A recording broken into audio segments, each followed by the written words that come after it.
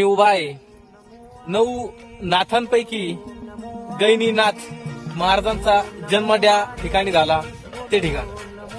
हे ठिकाण आहे कणकावती राज्य म्हणजे सध्याचं आपल्या राहुरी तालुक्यातील कणगर हे गाव, की ज्या गावात माझ्या पाठीमागं तुम्हाला जे मंदिर दिसतंय ते गैनीनाथ महाराजांचा जन्म झाला ते हे ठिकाण आहे, की ज्या ठिकाणी हे मंदिर आहे. आणि सांगण्याची विशेष गोष्ट तुम्हाला अशी की माझा जन्म देखील याच गावात झालेला आहे.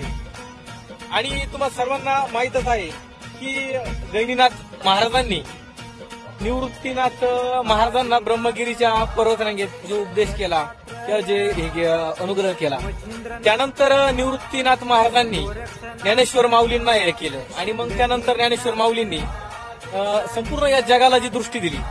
हरिपाठामधलं ते वाक्य तुम्हाला सांगतो.